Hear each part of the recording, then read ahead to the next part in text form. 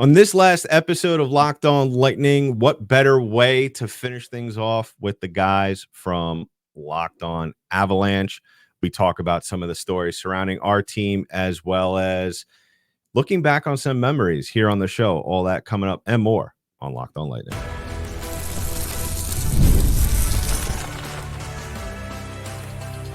You're Locked On Lightning, your daily podcast on the Tampa Bay Lightning, part of the Locked On Podcast Network, your team every day. And welcome to the last episode of Locked On Lightning with me, your host, Adam Denker. I am joined on this last episode with the guys from Locked On Avalanche, Kyle Sullivan, Shaggy Von Doom, and Chris Masilli. We talk about some of the stuff surrounding our teams, how our off seasons went, as well as some old memories we look back on. But first, I just want to remind you that this episode is brought to you by FanDuel. Make every moment more. As the sports have wound down, the Olympics are over, but the deals don't stop at FanDuel because they're hooking up all customers with a booster or bonus daily. That's right. There's something for everyone every day, all summer long. So visit FanDuel.com to get started. All right, guys. So thank you for joining me on the show. I know you have very busy schedules, but what better way to end my tenure here on Locked On Lightning with Kyle Sullivan, Mr. Shaggy Von Doom of Locked On Avalanche, as well as my old partner from the Locked On NHL days, Chris Masilli. So what's up, guys? How's your summer been going? How are the Avalanche looking? And, it's crappy now. I mean, this has been like a week from hell because we started this week with Katie Gauze, who's works for the Altitude Network, which shows the Avalanche games in Colorado. They let her go. Then we I think Tuesday or Wednesday, like Sam Rosen, my East Coast team and the Rangers, like this is his last year. And then Mixtape decides that, he's going to take his talents elsewhere. So yeah, like, no, man, this has been a crummy week. Yeah, I'm surprised you got a hold of me. I blocked you on everything. No, I'll do that on like Saturday. This is the last day. This is Friday. We are still colleagues until Saturday, and then you go dark. Yeah, I'll go back on that. I'm sorry. Yeah, I'm just gonna delete my whole digital footprint and then man. It's like like burner account on X and just troll Chris and Kyle for the rest of my life. It's not hard. You do that anyway. You don't have to have a burner account. You do that anyway. You're making me shed a tear here, man. Like this is like it's the end of an era. I know it is, man. Because we went way back to the beginning of this when Locked On started bringing in hockey, and then you and I hosted the NHL show for a while, and man, we would always do like there was no connection between the Avalanche and the Lightning, and then you and I became good friends through the network, and then how about that they meet in the Cup finals? Like we talked about it for years leading up to that. And I think I'll always remember about that run facing you guys in the Cup.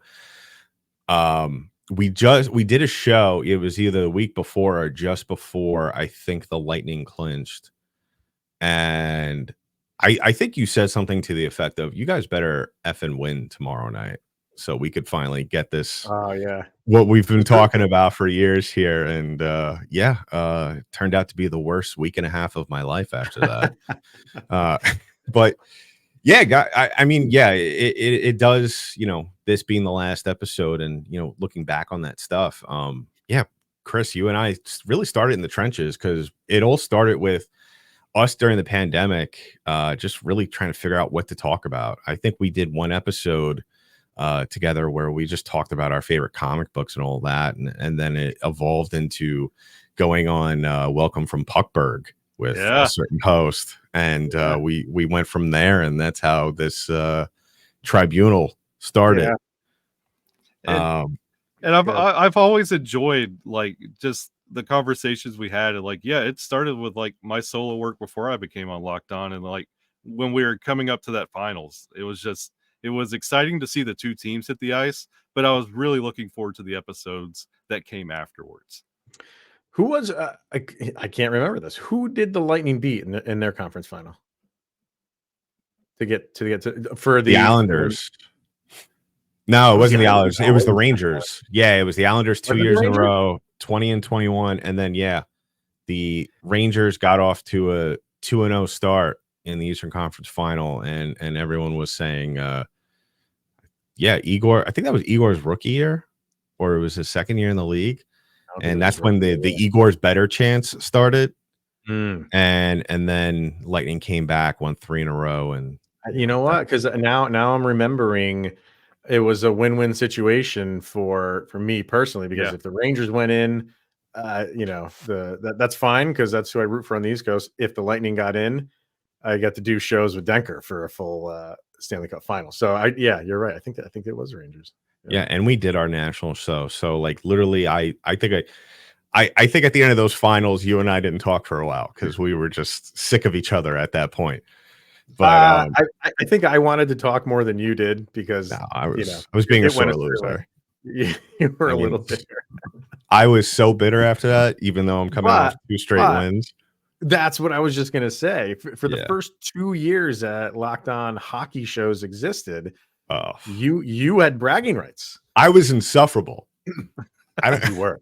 I mean, you still are. You were. Yeah, you had bragging rights. There was an episode, Kyle, where Chris and I hosted, and it had to have been like right after we clinched the repeat, and I quoted LeBron when he signed with the Heat, and they did that terrible press conference where I was like, not 1, not 2, not 3, not 4. And I remember listening to that episode as a listener, and I was like, oh boy. And I didn't realize that was going to foreshadow how many goals the Vasilevsky was going to give up in the following final.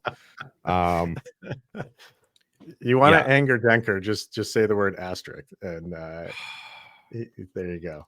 There you go. And it's all downhill from here. Which I don't buy into. By the way, I don't buy into it. I just think it's hilarious to watch Denker and probably Lightning fans squirm when you just say that word. I mean, it only took me 5 years to figure out a response to that, because I've been getting that for the last really the last 4 years. Right.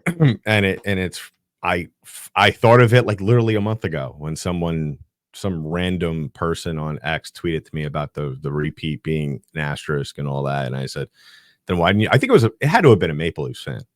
And what a better way to end my tenure here on Locked On Lightning, because you guys may not know, but I mean, I just talk crap about Leafs fans all the time here. Okay. And I said, why didn't you guys win? What was so bad about that? Yeah. Everybody was on the same playing field. Everyone never understood that. Yep. I don't know. But yeah, and then it was one of those things like during COVID, I think that benefited us as hosts, because you and I never really had that experience prior to. I mean, other than, I guess, just talking hockey with other people at my other job. But that was like, I think that was really the best thing to happen for us young hockey hosts back then, because we were able to just kind of like hone our craft, even though no hockey was going on. And, at least the theme in Lightning Land then was staying up, because, Stamkos looked like he's coming back and he gets hurt working out, and he doesn't come back till the finals. And then the year later, Kucherov and Point and all that. And then everyone's giving me crap about Kucherov, basically not playing the entire year, coming back for the playoffs. And then the following year, the thing I always remember about that final run against you guys really was just how much everyone was already on the Avalanche bandwagon before the final started. And that's what surprised me. I always felt like we were the favorites in Vegas, but I felt like everybody on television, everywhere you listen to a podcast or a TV show, everyone was picking Colorado, because I think part of that Rangers series really exposed a lot about the Lightning. And look, I mean, we all know it. You saw it in the first couple of games. The Lightning were done. The fact that they pushed it to 5 was incredible.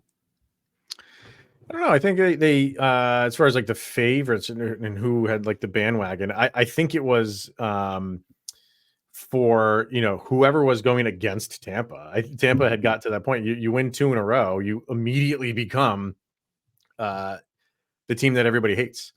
So it was just who's Tampa playing? I'm rooting for the other team, and then just got to the finals. And I think if you were outside of the Lightning fan base, you were going Colorado, I think, right? And I think it was also a little bit of that entire Colorado playoff run, because that was also the too many men on the ice, the Nazem Kadri incident, overcoming that in St. Louis, like coming through all of that. And when the Avalanche got over that second round hump that haunted them for years, it was finally that time for like casual NHL fans, when your team gets bounced, that you finally get a chance to cheer on Nathan McKinnon and Cale Makar. It was just the fun, I could see the bandwagon point of view, because it was just a fun team to cheer on, and everybody loves cheering against a quote unquote dynasty. So when you see somebody going back to back, you're cheering for this cool, fun team with a lot of playoff stories. When you're looking across and seeing Tampa struggle, you're like, this is the time we can watch a big upset and finally watch these guys get what they're due. Yeah, absolutely. And I think the one positive thing to come out of that, at least from the Lightning side, was a lot of us being in East Coast teams, we didn't know about Cale Makar. We knew of him, but we didn't know what he could do. And then I felt like that, at least to the East Coast hockey fan, that was like the coming out party for him. And I think to a lot of people also Nathan McKinnon, because, you another player, you heard how great he was. Doesn't get the same coverage as a McDavid. And he comes out and just plays his butt off in that series against, Victor Hedman, who I think that was the last best version we've seen of him. And isn't that crazy, man? Yeah. Like not that it's the last best version of him. It's just the players that have come into the league are now, I hate to use the word like overtaking him, but as far as rankings go, the hockey guy I think just did a ranking of defensemen on like Wednesday or Tuesday, and had Hedman at 5 or 6, which is still really good. I mean, don't get me wrong, but all of the guys ahead of him are these young, like fresh, energetic, like the youth movement that's going on. Have really just gone to the top of the class when it comes to defensemen in the league. Yeah, and I think that just shows where the league is going. I mean, it's weird. Usually when you see kind of a changing of the torch moment in the NHL between the old and the new generation, it's usually like one or two players. We saw it with, McDavid and Matthews, and then you kind of had like these players that weren't in the same kind of, I guess, class, if you want to call it that, as those two guys. And even before with Ovi and Crosby, it was kind of the same thing. And then 2021, really, you get this influx, especially of defensemen. You get Makar, you get Heiskanen, you get Hughes. I'm probably missing a couple of names, but you get the point. I mean, it's just McAvoy. Yep, McAvoy. Yeah, it's so many guys that just jump to the head of the line like right away. It wasn't like a slow progression. And even the forward position, I mean, we could probably spend a whole episode on it too with that. I mean, Robertson from Dallas too. And even at the goalie position, we could get into that as well. I mean, it's crazy how quickly things have changed since then, because usually it usually doesn't happen like that. Mm-hmm. Yeah, and especially with everything Tampa built, you didn't expect that window to go from wide open potential dynasty to immediately closed. Yeah. Would it have been a dynasty? I mean, I'm not trying to take away from those. Is it just, hey, you win 3 in a row? Doesn't matter how you do it. Doesn't matter that the two were a little bit weird. And the third one was like, it could have been. I think it's hard pressed to say that it's not. I would have. My thing would have been with that. Like, I really don't like to use that word dynasty with a lot. I would have called it a dynasty if they were able to not only win, but keep the team together. And I don't think even if they did win, they would have been able to. And I think you would call it not a dynasty, maybe like a shady nasty. Yeah, probably. Well, but nobody ever faulted the Dallas Cowboys and the Buffalo Bills, and they still heralded Dallas. So I mean, and when you look at recency, I wouldn't be opposed to Tampa being called a dynasty, even everything they went through. It's still hard to get. I mean, we just witnessed Vegas and Florida run off with the cup. It's hard to do. St. Louis and Washington, they've reached the cup in the last 10, 15 years, and that's it. It's hard to do. Yeah. So 3 in a row is, I don't care what the circumstances and how long the season was, it's hard to do. I agree. Well, I hope at all the moves they made this offseason that we'll be able to get back there. And we're going to talk about that in just a little bit. The off seasons that not only the Lightning have had, but also the Avalanche. A lot of moving parts, especially in Tampa Bay. I can't wait to hear from you guys what you got to say about what's going on over in Avalanche land. But first, we're going to talk about our first sponsor on today's show. And that is our friends over at FanDuel. Now, I love sports. Chris loves sports. Kyle definitely loves sports. But the playoffs are over. The Olympics are over. I'm tired of losing money on the women's balance beam as well as men's water polo. But all of you could still try and win more money over at FanDuel because this summer they're hooking up all customers with a booster bonus daily. That's right. There's something for everyone every day, all summer long. So head on over to FanDuel.com and start making the most out of your summer. FanDuel, the official sports betting partner of Major League Baseball. So guys, really let me down, by the way. Breaking. But yeah. So we're talking about some of the off season that is still currently going on, which is weird to talk about when it comes to hockey because I felt like it ended the first week of July. You know, both our teams had some interesting off seasons. Mine probably more than most, considering the main storyline in Tampa Bay, which, you know what, I'm going to let you guys go first with what happened in Colorado because Chris knows me pretty well, and I'm sure he knows that I have a lot to say about what happened with Steven Stamkos and all the things that ensued from there. So Kyle Sullivan, Mr. Shaggy Von Doon, I will give you the floor. Well, thanks for making the Central harder. That's fun. I know, right? that's wonderful. That's a great little treat. But yeah, and honestly, I think it's my parting gift. Yeah. Wow, thanks. Nathan McKinnon gets the heart, and this is how you repay us. But it's interesting. Both teams kind of had to look at their team and what they could possibly do, and have to reevaluate. Like last year for Colorado, they thought they had a winning team going into the season, and none of those pieces worked.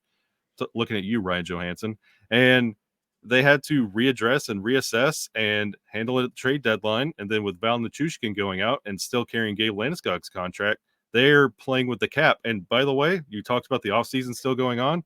They still have to get cap compliant. And it's the offseason still going for the Avalanche. And we still don't know what this roster is going to fully look like until preseason. I think that's a big difference, man. Is it like you said, Adam, like both these teams have had interesting off seasons for different reasons. You know, with Tampa losing, a legendary player, and the Avalanche, like Kyle just said, not really knowing like what their final roster is going to look like right now because of Gabe Landeskog and Val Nichushkin. Those are the two big glaring contracts that are up in the air right now, and for different reasons, obviously, but we don't know when that they're going to come back.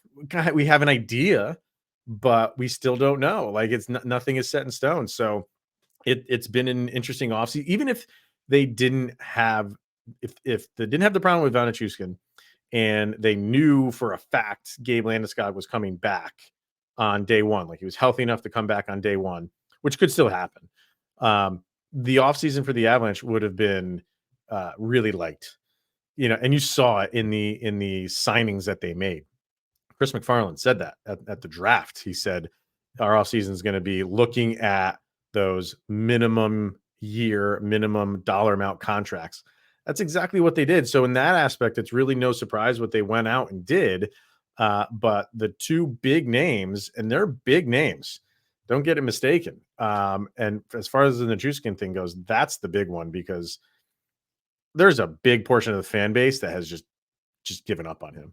and do not want him around. I'm not there because he really adds a ton to this team when he's on the ice, and you just want the human to as a human being to get right in life.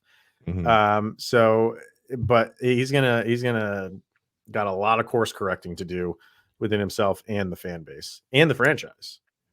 Yeah, it's unfortunate. I was really disappointed when the news broke of the second incident, if you want to call it that. I'm not entirely sure or informed about really what. Third. Yeah, really the third. But I mean, like, to echo what both of you guys said, I mean, he's a very good player, obviously, and so is Landeskog. And it's tough for any team, whether you're in good salary cap standing or not, to be able to prepare for moments like that. I mean, really, you don't have a backup plan. You know, if it was a bottom six forward or a bottom four defenseman, maybe you could kind of scrounge something together quickly. But you're talking about two players that are really the supporting cast when it comes to your Hart Trophy winner. And yeah, it's a tough situation. And as for the Steven Stamkos situation, well, I just want to say it's real the same quick, man, thing. I didn't interrupt you. Just a final thought for that. Like, yeah, go ahead. Say the worst case scenario is Landeskog can't come back, or he gives it a go, and then like he's like, I can't do it anymore. Okay, his $7 million comes off the books, and then say something happens with Nichushkin where they make he's like, I won't play in the NHL, so or whatever. I'm just going to stay in Russia and play. Right. His 6 point whatever is 3 or something comes off. You can't just go spend that right away because nobody's really in trade mode at that point in the season. You can use it more towards the trade deadline, but 3/4 of the season is gone by then. Yeah, so they'll be set up at that point. Rantanen too. Yeah, which that comes off for next year. But you're right. So and maybe for that aspect, you have a little bit of understanding, like, hey, we got a lot of money now to play with. But for the immediacy of it, what can you do? Because nobody's going to be trading players at that point in the game, except for like maybe Patrick Laine or something like that, if you want to go get that. But who knows? Well, yeah, if somehow both those guys aren't able to come back, yeah, you have a lot of money coming off the books. And yeah, you're absolutely right. I mean, you can't really, I think the earliest you would be able to really make a move that would benefit you would probably be maybe December if you're lucky. When someone's like disgruntled or something. Yeah. Like, I want out. Yeah. Like maybe if like, I don't know if you guys are even remotely interested in this, but it's the first name that comes to mind. If Jonathan Huberdeau, for whatever reason, is like, hey, I can't stand it in here in Calgary anymore. You know, that could be, hey, it's just not working. Yeah. Would I entertain that? I would entertain that. I would. But and here's my question to both of you, and then we'll jump to the Lightning side of things. But who do you think has a better chance of coming back, or who do you expect more to come back, Nichushkin or Landeskog? Wow, that is a very good question. That's I'm going to think on it and let Kyle go. Okay, because his answer is easy. I know what his answer is. Yeah. If you listen to the show, I am of the camp that Landeskog is never coming back, and Nichushkin, if he comes back, it's not going to be for long. But I believe just because Nuke will come back because November's when he can be reinstated. I don't believe Landeskog will be able to compete in NHL quality play after 3 years of hockey, 3 years of an absence of playing hockey. It's a really valid concern. I think they both come back. I think Landeskog is going to be given the opportunity to give it a shot. And I think they are going to. I think their hands are tied with Nichushkin. I just don't think anybody wants to take him right now because it's a liability. A playoff contending team is not going to want to take him because look what he just did in the playoffs, like the last 2 years. And would a bottom team want him? Maybe that's the only direction you could go. But that's not. Is a rebuilding team going to want him too? So you can make arguments for either way for that. So I think they both come back, but I'm with Kyle. I think it's just gonna be very difficult for Gabe Landeskog to get back to his regular scheduled program, if you know what I mean. Like, I think that's gonna be very difficult to do. So I would say if you're gonna force me to pick one who I think they both come back, but who stays longer, I would say Nichushkin. I'm going to have to go with Nichushkin just because, like I said, I am not even nearly as informed as you guys are on the situation. But I remember one of his last shows, Jeff Merrick, he actually mentioned the whole Landeskog thing. And he thinks that what will happen is you won't hear anything from Landeskog during camp or anything. They'll save him for opening night, and maybe he'll play a shift or two and see how he feels. And possibly that could be it if things don't click, which is a wild thing to try out on night one, because if it doesn't go well, it really deflates your team. It really does morally. And another wild thought: the last time you'll see Gabe Landeskog was lifting that cup. That's it. Yeah. Not Crazy. A bad way to go. But I want to ask you, like, because you mentioned Huberdeau. That's a very interesting person that you brought up as a segue into the Stamkos stuff. Yeah. And why I say that is because, like, it's just not working out with Huberdeau in Calgary. And Kyle and I did a power ranking show on Wednesday where we power ranked the Central. And I have Nashville right now at 3. And Kyle has them at number 1 in the division. I put them at 3 for the simple fact of, like, we have to see if this works out. Like, it looks good on paper. Any trade where you bring in guys of that stature, it looks good in the beginning, but you expect it to work out, but you genuinely don't know until the games are played and the system is run, and you see if the everything falls into place. So that's why I had them at 3, not because I don't think they're a good team. They clearly brought in talent, right? What do you think? Do you think he's a good fit there? Do you think he's a good fit with the system, the coaching staff, whatever? I don't think he is, and I'm not even trying to be petty. It's because you look at what the rewards he has reaped in recent years. I don't think anyone really saw Braden Point becoming this 40 goal scorer, this guy who could be the next potential face of the Lightning after Kucherov. Sure. No one expected they would pull off a trade for Brandon Hagel, a trade for Nick Paul to get them depth. No one ever really, I think, thought that Kucherov was going to replicate anything like what he did in 2019 or surpass that.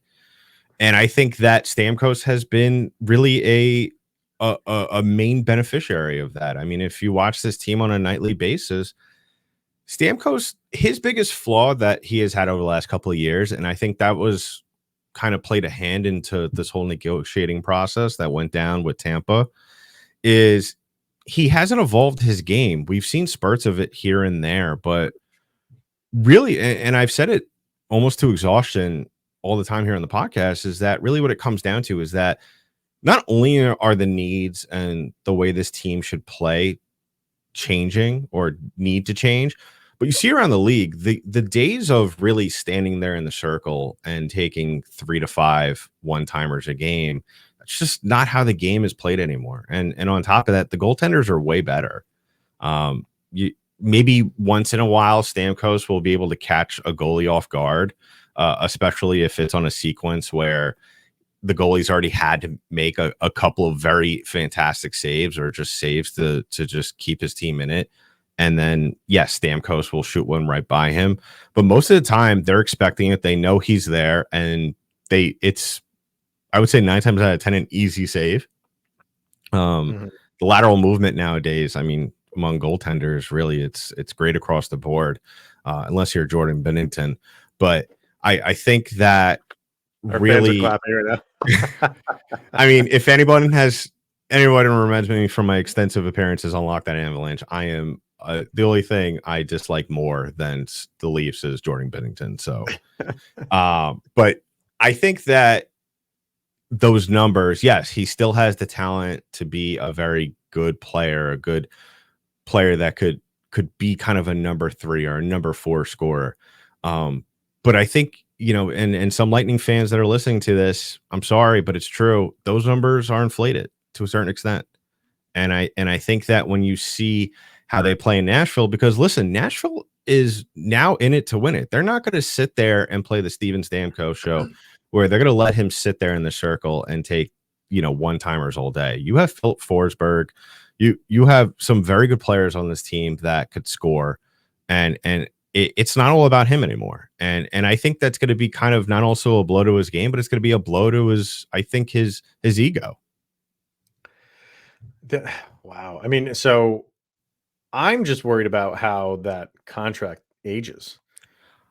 I think it ages horribly. I think so too, man. Like, I think you're gonna have a good you'll get that initial bump, all-time player in a new town type of thing. He'll get off to a very good start. I don't doubt that. Because I feel like he's starting from scratch for the first time in 16 years.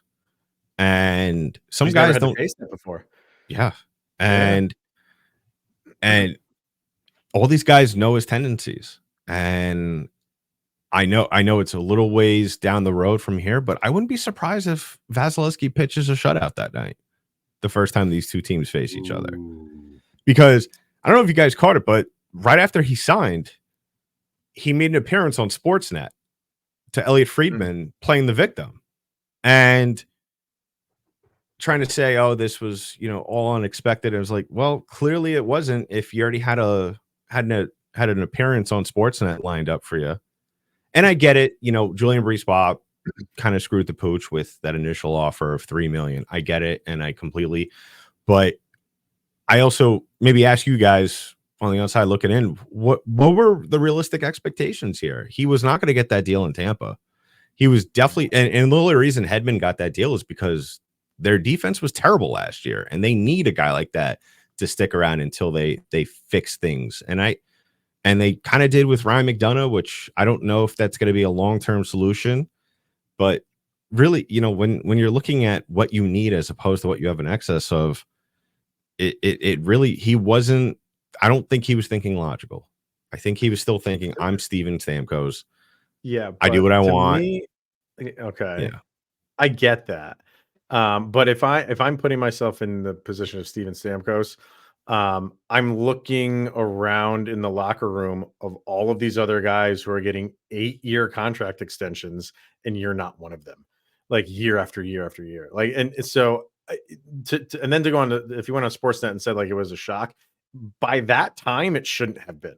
Yeah, because you went all these years and all these deals where you're not getting an extension, and you're going into this last year, they still don't extend you. So you got to kind of see the light at the end of the tunnel here. It's like, okay, what is going on? Why I'm not getting an 8-year deal when all these other guys, I'm not saying they're not deserving, but you're trying to tell me Steven Stamkos at that point in the game was not deserving of an 8-year extension. So by the time it got to where it is, he's not going to get that money. He should have got that money. What? I don't know. When was his current contract up? Like, it's a little bit crazy to me that they kind of let it go to this level, and then it's just like, well, now the time has passed where we can really give you that maximum deal. Well, here's my argument for all that is that, yeah, he's had a very good couple of years, the last couple of seasons, but really what it comes down to is those were the first full seasons he's played in how long, Chris? It's true, yeah. And I mean, I hate to say it, but it's true. They didn't need him to win against Dallas. They clearly didn't. He played 2 minutes in that entire playoff run. So he raised the cup. He was a captain. It was great. Everybody cried, but he wasn't responsible for that. He didn't play a role in that whatsoever. I mean, really, he came out on the ice, and that was great. I'm glad he had that moment, but I'm saying maybe he played a role like in the locker room. I mean, he was still a voice there, but I mean, when you really look at the on ice performance and who was responsible for that, and I'm not saying this is part of it, but I mean, when you look at the room, like you said, and you see a lot of guys there, but you also see a bunch of leaders, and you're also looking at a guy who's screaming about money and how he's not getting it. Totally understandable. I'm all for guys getting paid, but at the same time, when you've had 3 fully healthy seasons, if you even want to call that, because I don't even think he played 82 games at all in the last 3 years. Prior to that, he was injury prone like crazy. I mean, you had to wrap him in bubble wrap just to get him from the bed to the bathroom. It was just one of those things where at 32 years old, he's starting to kind of turn in the right direction. I mean, not kind of, he did, but when do we start to see the fall off? Because it happens for different guys. It happens for different guys at different positions. Exactly. I always say, you look at a defenseman, you take his age, you add 5 years on. That's how old they really are. With Steven Stamkos, you can make the same exception. He's 32 years old. He's going to be 33. Do you really want this guy? Do you really want to give this guy whatever it is, an 8-year deal, $4-5 million? So I think he initially wanted $5 million. And do you want to give him $5 million a year? And I know the salary cap's going up, but at age 40, do you want to be paying this guy $5 million who doesn't want to evolve his game, who really, you look at the room, don't you want to win another cup, or do you want to get paid? That's how I look at it. And I think that's how really a lot of people in Tampa, especially also the aftermath of that, I think a lot of people have soured on Steven Stamkos. Yeah, when he comes back from Tampa, there's going to be a cheering, there's going to be a montage, but I think really it's going to turn really quick in terms of, the Steven Stamkos love once he gets a puck. You're muted, Kyle. You gotta unmute.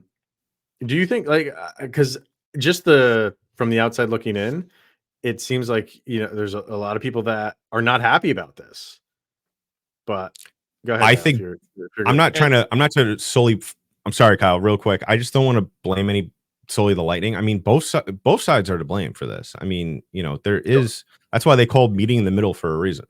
Right. And that's the big concern when it wasn't really about the money or the dispute there. Like, this has to go back to Steven Stamkos to be aware, self-aware. You're going to a place that we just had the experience with Ryan Johansson, who came from Nashville, and they kind of turned on him because it was the same issues, the health issues, and you're not getting the production, and they're going and getting Steven Stamkos, who has the health issues. You're not getting the production. And if I was Steven Stamkos, I would have wanted to stay in Tampa Bay, because guess what? I have a lot of PTO time here in Tampa Bay. I have a lot of leniency here. I could take care of things. They know how I play, and they build the team around what I'm doing and taking off and just healing myself, and they'll be prepared when I get there for the playoffs. You don't have those kind of allowances in Nashville because you are the big superstar. You are Steven Stamkos. And then about 20 games in, they're poking you with a stick and saying, hey, do something. But what you're doing is enough to get you 2 cups in Tampa Bay. But in Nashville, you're supposed to be saving the franchise. And I don't think he's going to do that. So Steven Stamkos should have been self-aware and said, hey, I'm not the guy you think I am.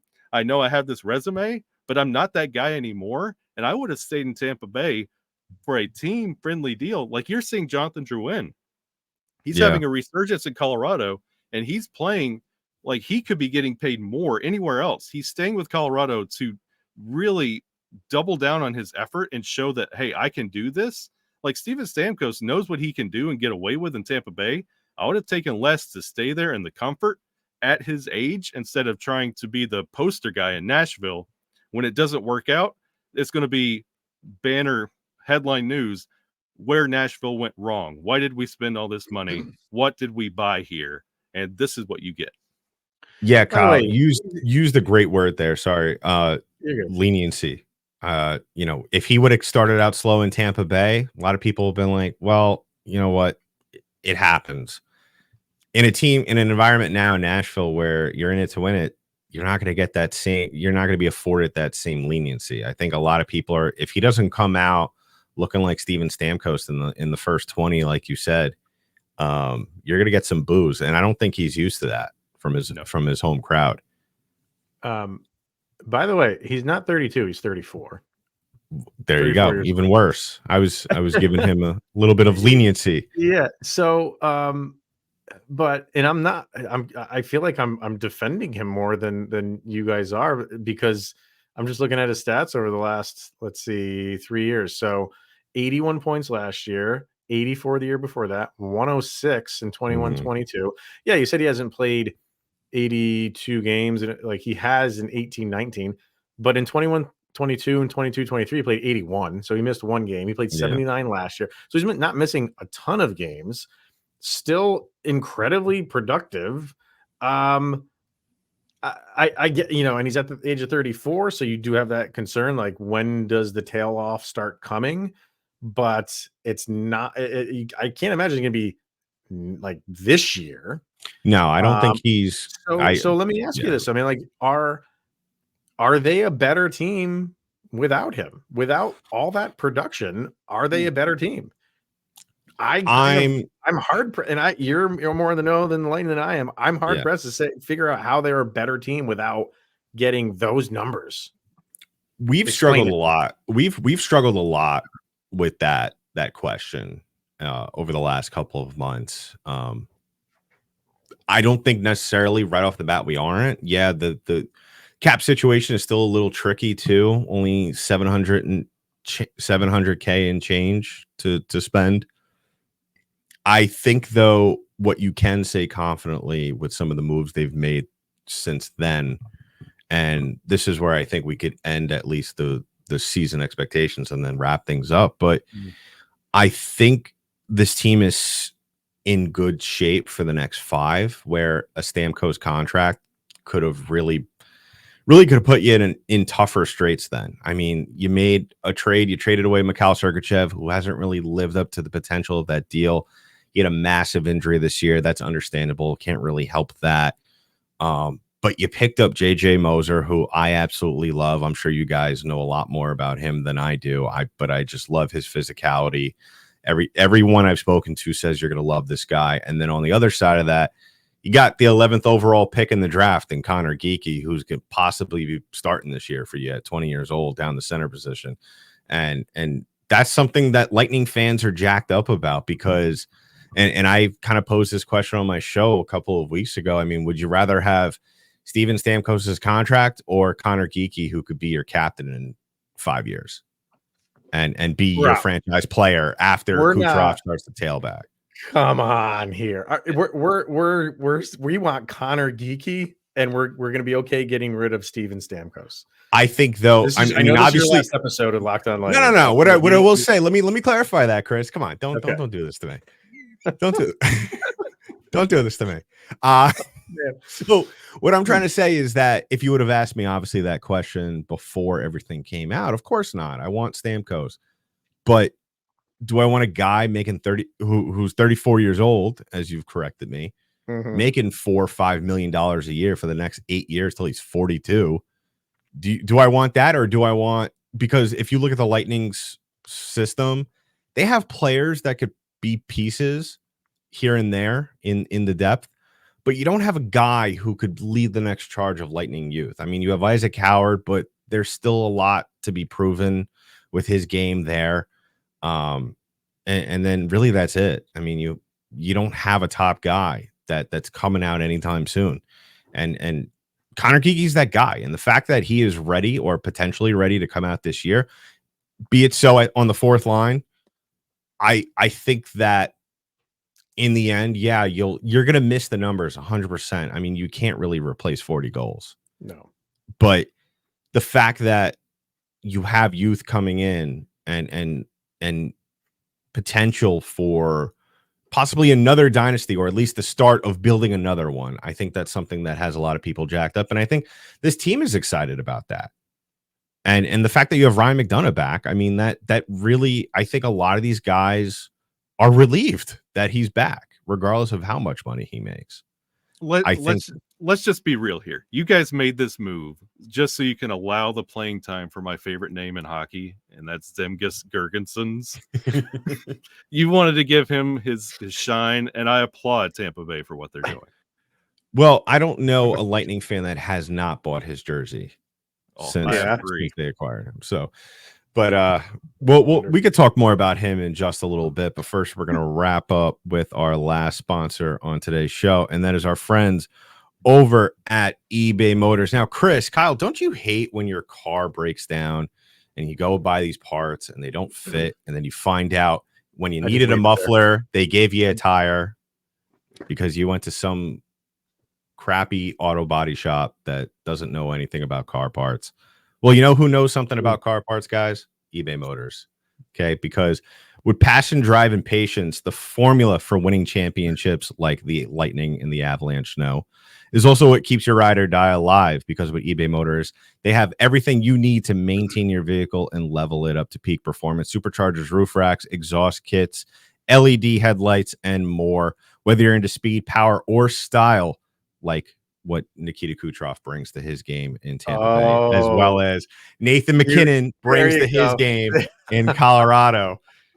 You'll find always what exactly you're looking for, because eBay Motors has got you covered with over 122 million parts for your number one ride or die. You'll always find exactly what you're looking for, whether it be Connor Geeky, the 11th overall pick, or possibly Jonathan Drouin. Who knows? Sure. Yeah. So, and with their eBay guaranteed fit, your part is guaranteed to fit your ride or die every time, or your money back. God, I wish we had something like that for Vladimir Nemestikov when we signed him a couple of years ago. So, because with eBay Motors, you're burning rubber, not cash, unlike Julian Brees-Boss a couple of years ago. With all the parts you need at the prices you want, it's easy to make your car the MVP and bring home huge wins. Keep your ride or die alive at ebaymotors.com. Eligible items only, exclusions apply. eBay guaranteed fit, only available to U.S. customers. All right, fellas, we're in the end game, as Robert Downey Jr. said in the Avengers. Coming through the portals. Yep. Yeah, and then Kyle's going to snap, and I'm just going to disintegrate, and that's how the show ends. That's perfect. And then my StreamYard subscription will be nullified.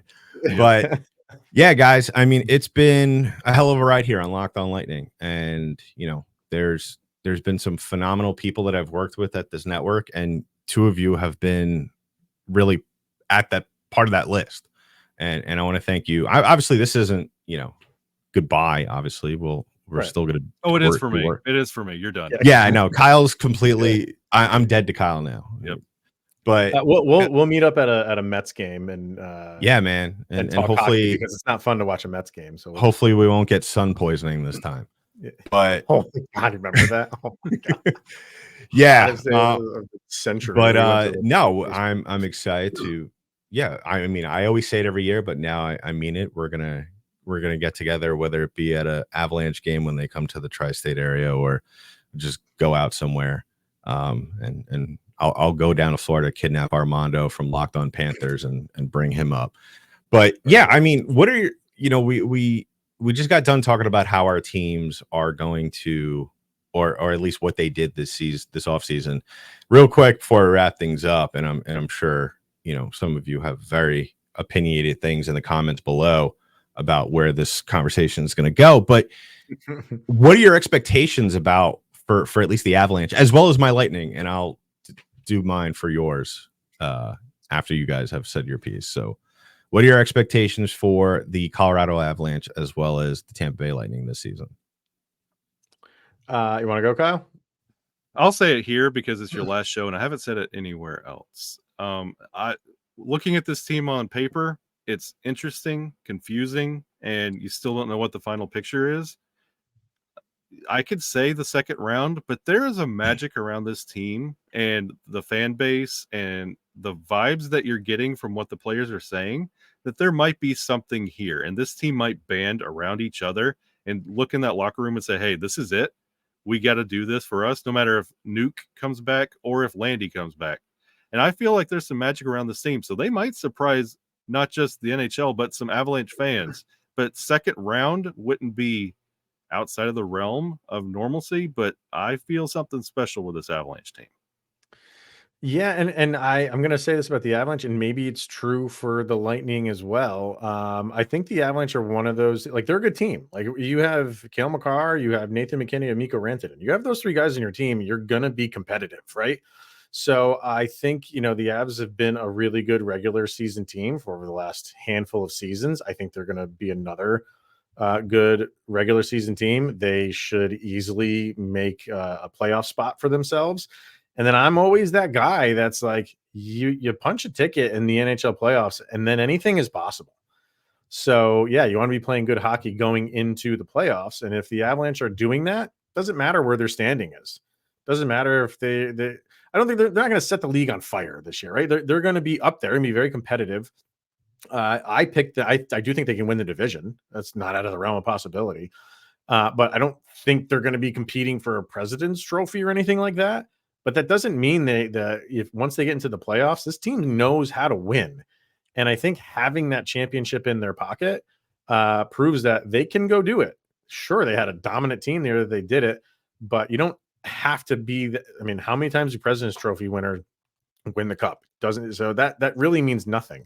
To me, it's you get in there, and if you're playing good hockey and you're healthy, you can go do it again. And I feel like as I'm explaining that, in a way, maybe I'm explaining the Tampa Bay Lightning, because all of that rings true for them as well.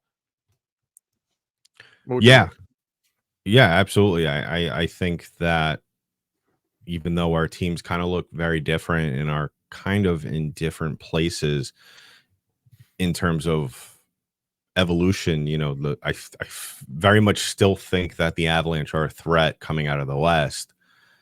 The Lightning and them have something to prove this year. And I think both fan bases sense that. I think both groups of players understand, the clock is ticking regardless on where you are in your career. You look at Tampa Bay, you have a good mix of young and veteran players. And I think that, especially with the exit of Stamkos, I think it's nut or shut up time.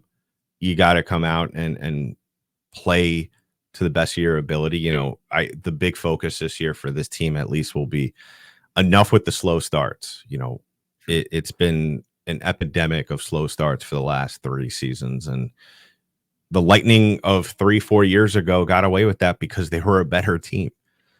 But this year, I think the thing that has changed for this team, though, for better or for worse, I think the thing that a lot of people will look at with this Lightning team is Vasilevsky. I think that now that you're getting a full season out of him, you're going to have him from the opening gate. Even though we lost that series against the Panthers, granted, they ended up winning the cup, so you can't really be that upset about it.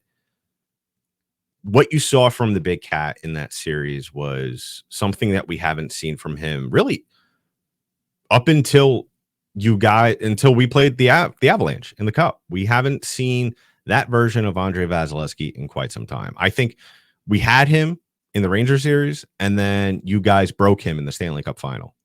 You broke our goaltender.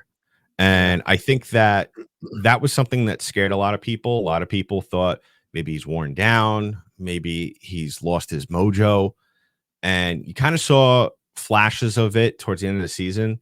But in that series against the Panthers, yeah, he was overrun in most games, but he had to put up the saves, and he did. And that's really what you're hoping from him. And I think that if you get that from him, this team will rally around him. And I think that as long as everyone plays the way they're supposed to play on paper, you could compete for a wild card, or even if, depending on how the division is, because honestly, you look at the top 3 teams in this division, you look at Panthers, Bruins, and Maple Leafs.